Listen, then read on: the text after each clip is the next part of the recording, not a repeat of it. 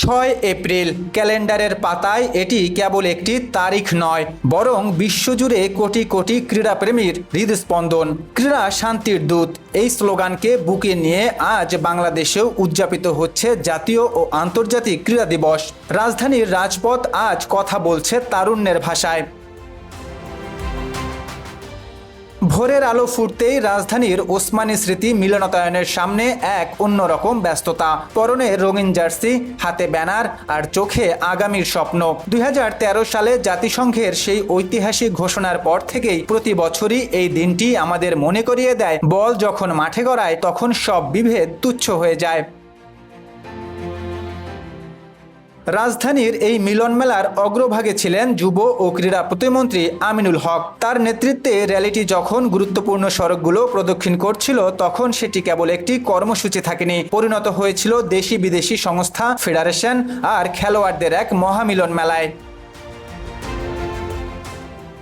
আজকের দিনটির একটি বড় আকর্ষণ ছিল সাফ অনূর্ধ্ব 20 চ্যাম্পিয়নশিপ জয়ী বাংলাদেশ দলকে আনুষ্ঠানিক সংবর্ধনা দেওয়া। কিছুদিন আগে ভারতকে হারিয়ে চ্যাম্পিয়ন হওয়া এই দলের খেলোয়াড়দের আজ নগদ অর্থ ও সম্মাননা প্রদান করা হয়েছে। ফুটবল দলের প্রতি সদস্যকে 1 লাখ টাকা এবং একটি করে ক্রীড়া কার্ড দেওয়া হয়, যে কার্ডের আওতায় তারা বিভিন্ন সুযোগ সুবিধা পাবেন। র্যালি শেষে প্রতিমন্ত্রী আমিনুল হক জানালেন তার ভাবনাগুলো। আমরা যে বিষয়টি নিয়ে ইতিমধ্যে আমরা আমাদের যে পরিকল্পনা বা বাংলাদেশের স্পোর্টসকে সর্বোচ্চ গুরুত্ব দিয়ে যে ক্রীড়া হলে পেশা, পরিবার পাবে ভরসা, এবং এই ক্রীড়ার মাধ্যমে আমরা একটি সেতু বন্ধন তৈরি করতে চাই।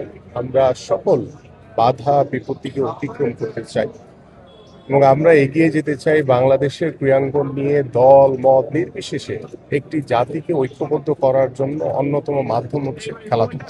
আজকের এই বিশ্ব ক্রীড়া দিবস উপলক্ষে আমরা চাই যে আমরা একটি সেতু বন্ধনের মাধ্যমে আমরা সকল বাধা বিপত্তি অতিক্রম করে আমরা একসাথে একযোগে এগিয়ে যাব বাংলাদেশের খেলাধুলাকে সর্বোচ্চ গুরুত্ব দিয়ে।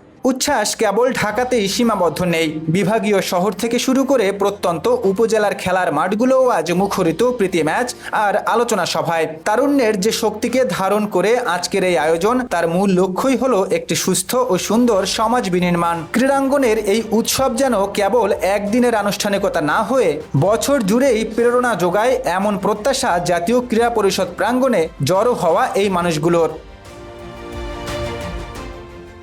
দীপ্ত পাল, সি স্পোর্টস।